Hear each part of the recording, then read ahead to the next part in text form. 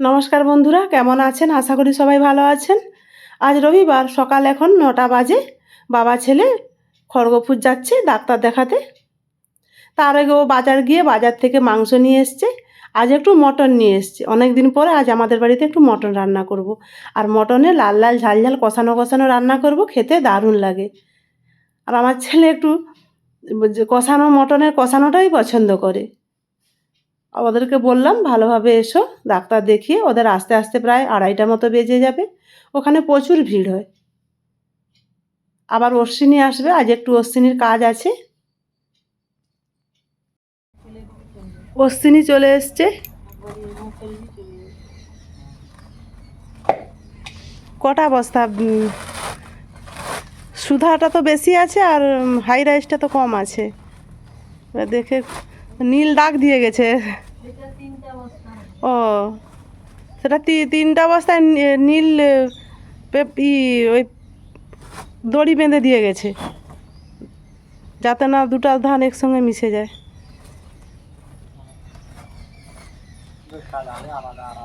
হ্যাঁ, আজকে এই করলে পরশুদিন ধান পড়ে যাবে বলো। দেখো যেন মনে হয় হলুদ হলুদ মিশানো আছে। হ্যাঁ, ধানে যদি তার এরকম রং মিশানো থাকে, এটা একটা ওই কেমিক্যাল, ধান নষ্ট হবে না যাতে। জানো না নষ্ট হলেই ভালো। ওই যে এসের সময় প্যাকেট করে রাখে না, ওই জন্য যেমন না নষ্ট হয়, ড্যামেজ না হয়। আর তলা ফেলানোর দিন ভক্তুদা আসবে বলো। তোমাদের পড়ে গেছে তলা? না, আমাদের আজকে এসেছে। আজকে ঝাঁকাইছো? হ্যাঁ। তুমি ধান ছেঁকো, আমি ঘরের কাজ করি। একা করো, বৌমা আসলে ভালো হতো ফুলমণি। তোমার দাদুও নেই, বাপ্পাকে ডাক্তার দেখাতে গেল না। তো সকাল সকাল বাজার গিয়ে এই যে মাংস এনে দিয়ে গেছে। আজকে একটু খাসি নিয়ে এসছে। এখন মাংসটা ভালো করে ধুয়ে জল ঝরিয়ে নিয়েছি, এবারে ম্যারিনেট করে নেব।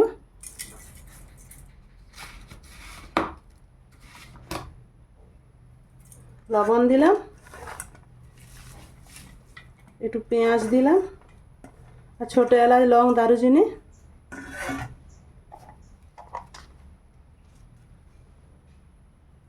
হলুদ গুঁড়ো,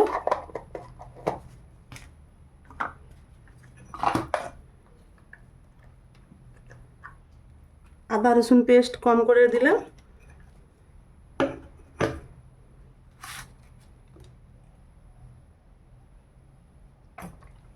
তেল।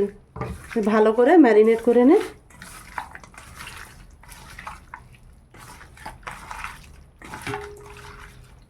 অশ্বিনী সব ধান ছাঁকা হয়ে গেছে, এবারে রোদে দিয়ে দিল। এদিকে মুড়ি চালও রোদে দেওয়া হয়ে গেছে। আমি সব জামা কাপড় কেচে এই যে আজকে নিচে মেলিয়েছি। ও থাকলে 3 তলায় মেলে দিয়ে আসে, আমি নিচেই সব মিলিয়ে দিয়েছি। হয়ে গেছে অশ্বিনীর কাজ।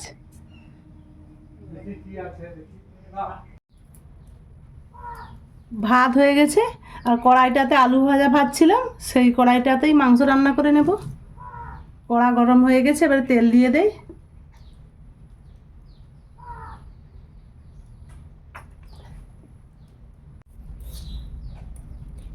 এক চামচ চিনি দিলাম কালারের জন্য।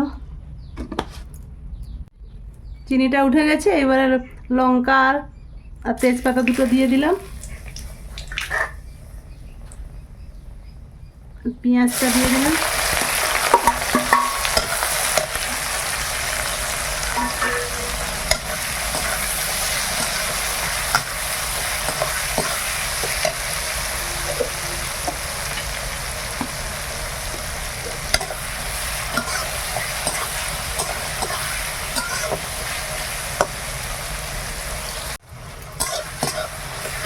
আর খাসি মাংস রান্না করতে হলে পেঁয়াজ, আদা, রসুন বেশি ভাজা যাবে না, মাংসের সঙ্গেই কষানো হবে, তবেই টেস্ট বেশি লাগে। আদা বাটা, রসুন বাটাটা দিয়ে দিলাম। আমি ম্যারিনেট করার সময় কিছুটা দিয়েছি, ভাজা যে মশলা ভাজার সময় কিছুটা দিলাম।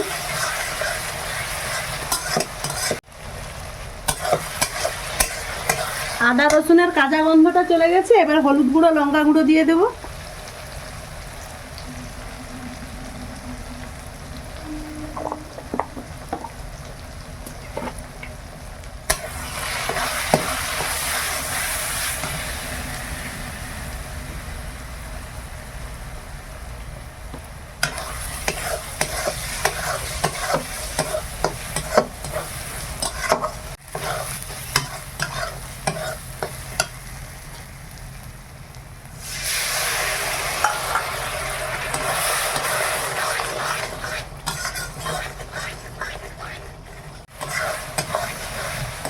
মশলাটা খুব সুন্দর কষানো হয়ে গেছে, এইবার মাংসটা দিয়ে দেই।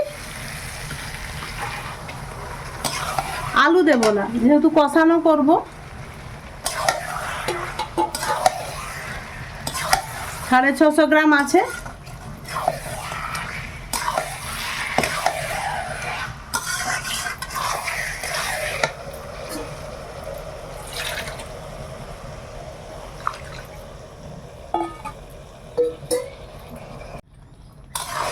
কাঠের জ্বালানিতে সিম আঁচে করব, ঘন্টা 2 সময় লাগবে, খেতে দারুণ লাগে। আর একটা কী বলুন তো, আজকে যা অনেক দিন পরে মটন হচ্ছে, জানি মা ছেলে খাবো। ছেলে ডাক্তারখানা থেকে ফোন করেছে, আর বন্ধু ঘরে নিমন্ত্রণ করলো দুপুরবেলা খাওয়ার জন্য। দুপুরবেলা একাই খেতে হবে, রাতে রেখে দেবো, রাতে খাবে। বন্ধু ঘরে ভীষণ ভালোবাসে, না গেলেও খারাপ ভাববে, সেই জন্য বললো মা আমি দুপুরবেলাটা বন্ধু বাড়িতে যেয়ে খাবো। এই ফোন করলো 10:30টার দিকে।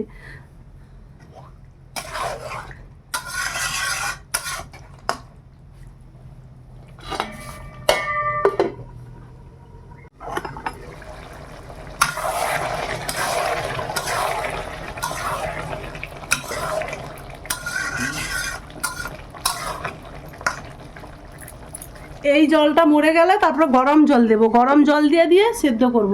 ঠান্ডা জল দেওয়া যাবে না, তবে মাংসটা আবার দাঁড়িয়ে যাবে। এইবার গরম জল দেব, গ্যাসে গরম জল বসিয়ে রেখেছি সসপ্যানে করে।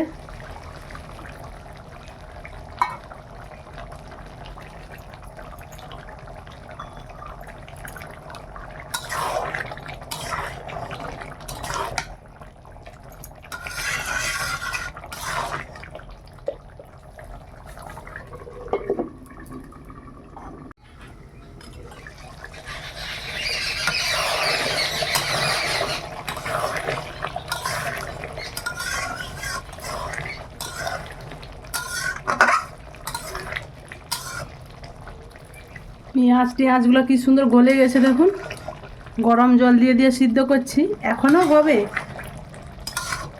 এখনও 1 ঘন্টা মতো হবে, সিদ্ধ হয়নি।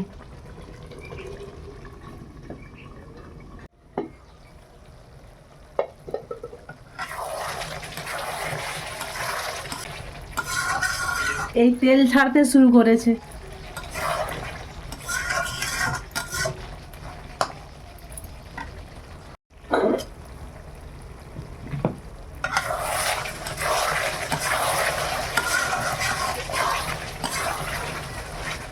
মাংসের কালারটা এসছে দেখছেন, দারুণ দারুণ।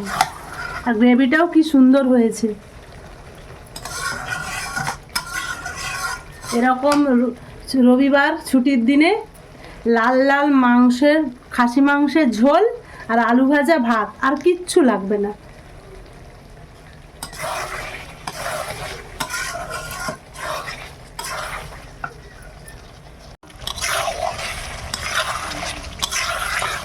মাংসটা খুব সুন্দর কষানো হয়ে গেছে, এইবার গরম জল দেব।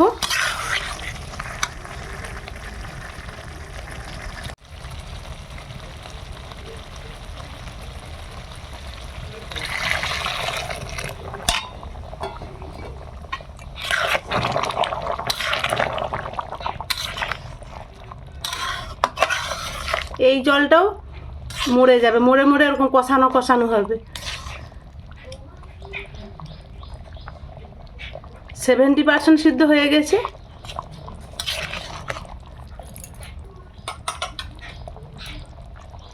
ঢাকা দিয়েছি, জল দেওয়ার পর আধ ঘন্টা পর দেখা হচ্ছে।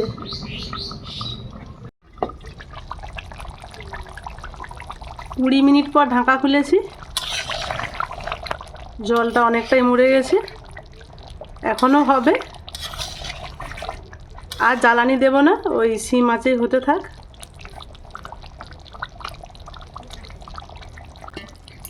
মাংসটা হয়ে গেছে, এবার নামিয়ে নেব। মাখা মাখা হয়ে গেছে।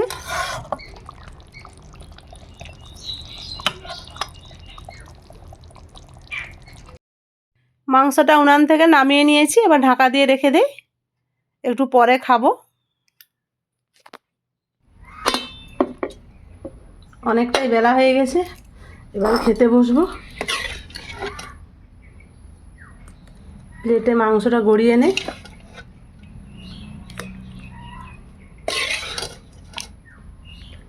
দেখছেন মাংসটা কত সুন্দর হয়েছে।